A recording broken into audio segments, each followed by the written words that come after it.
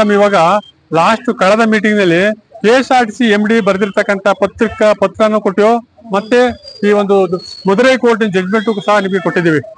ಆ ಜಡ್ಜ್ಮೆಂಟ್ ಬಗ್ಗೆ ತಾವು ಏನ್ ಕ್ರಮ ವಹಿಸಿದಿರ ಅನ್ನೋದನ್ನ ತಾವು ಸಭೆಗೆ ತಿಳಿಸಬೇಕು ಅಂತ ನಾನು ವಿನಂತಿ ಮಾಡ್ಕೊತಾ ಇದ್ದೀನಿ. Direct MD has submitted letter, ಅದರಲ್ಲಿ ಅದು ಕೂಡ ನಾವು ಹೆಡ್ ಆಫೀಸ್ಗೆ ಕಳಿಸಿದೀವಿ.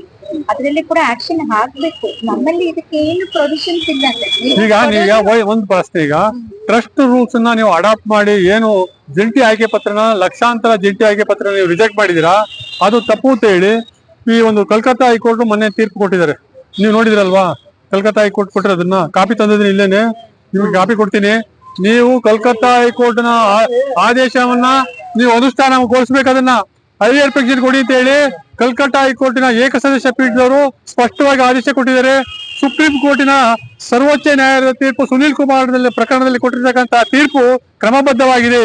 ಯಾವುದೇ ಅರ್ಜಿನ ರಿಜೆಕ್ಟ್ ಮಾಡೋದು ತಪ್ಪು.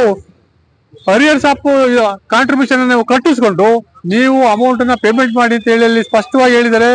ಕಲ್ಕತ್ತಾ ಹೈಕೋರ್ಟ್, ಮಧುರೈ ಹೈಕೋರ್ಟ್ ಮತ್ತೆ ಜಮ್ಶೆಡ್ಪುರ ಕೋರ್ಟ್ ನಲ್ಲಿ ನಿಮ್ಮ ಅಧಿಕಾರಿಗಳೇ ಕೂಡ ಒಂದು ಆದೇಶನ ಹೊರಡಿಸಿದ್ದಾರೆ.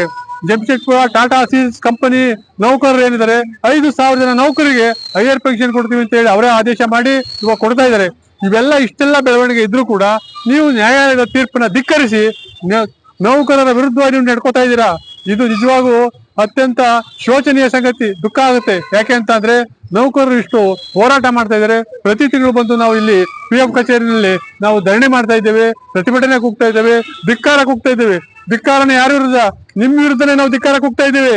ನೀವು ನಮ್ಮ ಒಂದು ಬೆಳವಣಿಗೆ ಏನ್ ನಡೀತಾ ಇದೆ ಇಲ್ಲಿ, ಇದನ್ನೆಲ್ಲ ನಿಮ್ಮ ಒಂದು ಮನವಿ ಪತ್ರದ ಮೂಲಕ ನೀವು ಕೇಂದ್ರ ಕಚೇರಿಗೆ ಯಾಕೆ ಸಲ್ಲಿಸ್ತಾ ಇಲ್ಲ? ನೀವೇನಾದ್ರೂ ಕೇಂದ್ರ ಕಚೇರಿಗೆ ಸ್ಪಷ್ಟ ಆದೇಶನ ಸ್ಪಷ್ಟ ವರದಿ ಕೊಟ್ಟಿದ್ದೆ ಆದ್ರೆ ಈ ಒಂದು ಎಲ್ಲಾ ಆದೇಶಗಳು ಅನುಷ್ಠಾನಗೊಳಿಸಲಿಕ್ಕೆ ಅನುಕೂಲ ಆಗುತ್ತೆ. ಆದ್ರೆ ನೀವು ಅದನ್ನ ಯಾವ್ದು ಮಾಡ್ತಾ ಇಲ್ಲ ಅಂತಕ್ಕಂಥ ಮಾತನ್ನ ನಾನು ಈ ಸಭೆನಲ್ಲಿ ಹೇಳ್ತಾ ಇದ್ದೀನಿ ಮೇಡಮ್. ಇವಾಗ ಪ್ರತಿ 3 ತಿಂಗಳಿಗೆ ಒಂದ್ಸಲ CBT ಮೀಟಿಂಗ್ ಆಗುತ್ತೆ. CBT ಮೀಟಿಂಗ್ಗೆ ಎಲ್ಲ ದೇಶಾದ್ಯಂತ ಇರ್ತಕ್ಕಂಥ PF ಆಫೀಸಿಂದ ಎಲ್ಲಾ ದಾಖಲಾತಿಗಳನ್ನ ತರಿಸ್ಕೋತಾರೆ. ದಾಖಲಾತಿಗಳ ಪ್ರಕಾರ ಎಷ್ಟು ಲಕ್ಷ ಜನ ನಿವೃತ್ತ ನೌಕರರಿದ್ದಾರೆ, ಅವ್ರಿಗೆ ಎಷ್ಟು ಪೆನ್ಷನ್ ಕೊಡ್ತಾ ಇದ್ದಾರೆ, ಎಲ್ಲವನ್ನು ಕೂಡ ಮಾಹಿತಿ ಪಡ್ಕೋತಾರೆ. ಆದ್ರೆ CBT ಸಭೆಯಲ್ಲಿ ಲಾಸ್ಟ್ ಕಳೆದ ತಿಂಗಳು 13ನೇ ತಾರೀಕು ನಡೀತು. ಅಕ್ಟೋಬರ್ 13ನೇ ತಾರೀಕು ನಡೆದಾಗ ನಮ್ಮ ಪ್ರಸ್ತಾವನೆಯನ್ನೇ ಮಂಡಿಸಲಿಲ್ಲ.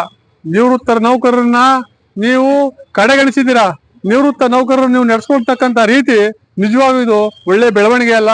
ಯಾಕೆ ಅಂತ ಅಂದ್ರೆ ನೀವು ಅಧಿಕಾರಿಗಳು ನಿವೃತ್ತರ ಪರವಾಗಿ ನೀವು ಏನಾದ್ರು ಒಂದು ನಿಮ್ಮ ಕೈಲಿ ಆದಷ್ಟು ಸಹಾಯ ಮಾಡ್ಲಿಕ್ಕೆ ಪ್ರಯತ್ನ ಮಾಡ್ಬೇಕು. ಆದ್ರೆ ನಾವು ಕೊಟ್ಟಿರ್ತಕ್ಕಂಥ 32 ಮನವಿಗಳು, ಇದು 33ನೇ ಮನವಿ ಪತ್ರ. 33ನೇ ಮನವಿ ಪತ್ರದಲ್ಲಿ ನಾವು ಇಷ್ಟೆಲ್ಲ ನಮ್ಮ ಏನು ಸಂಕಷ್ಟಗಳನ್ನ ಬಗ್ಗೆ ನಾವು ಉಲ್ಲೇಖಿಸಿ ಬರ್ಕೊಟ್ಟಿದೀವಿ. ನೀವು ಇದನ್ನೆಲ್ಲ ಕಳಿಸಿ ಅವರಿಂದ ಏನು ಪ್ರತಿಫಲ ಬರುತ್ತೆ ಅನ್ನೋದನ್ನ ನಮ್ಮ ತಿಳಿಸಿದಾಗ ಅಟ್ಲೀಸ್ಟ್ ನಮ್ಮ ಈ ಒಂದು ಹೋರಾಟಗಾರರಿಗೆ ಸಮಾಧಾನ ಆಗುತ್ತೆ. ಹೋರಾಟಗಾರರು ಅವ್ರು ಎಷ್ಟೆಷ್ಟು ದೂರದಿಂದ ಬಂದಿದ್ದಾರೆ, ಎಷ್ಟು ಕಷ್ಟ ಇದೆ. ದಿನ ಬೆಳಗಾದ್ರೆ ಪ್ರತಿನಿತ್ಯ ನಮ್ಮ ವಾಟ್ಸಾಪ್ ಗ್ರೂಪ್ ನಲ್ಲಿ ಪ್ರತಿನಿತ್ಯ ಶೋಕಾಚರಣೆ ಬರ್ತಾ ಇದೆ. ಇವತ್ತಿದ್ದವ್ರು ನಾಳಿಗಿಲ್ಲ. ಏನು ಇಷ್ಟು ಜೀವನ ಇಷ್ಟು ನಶ್ವರ ಆಗ್ತಾ ಇದೆ. ಇಂತಹ ಸಂದರ್ಭದಲ್ಲಿ ನೀವು ನ್ಯಾಯ ದೊರಕಿಸ್ಕೊಡ್ಬೇಕು. ನಮ್ಗೆ ನಮ್ಮ ಒಂದು ಬೇಡಿಕೆನ ಈಡೇರಿಸಬೇಕು. ಈ ಒಂದು 6 ಪುಟಗಳ ಮನವಿ ಪತ್ರನ ನಾವು ಈಗ ಕೊಡ್ತಾ ಇದ್ದೇವೆ.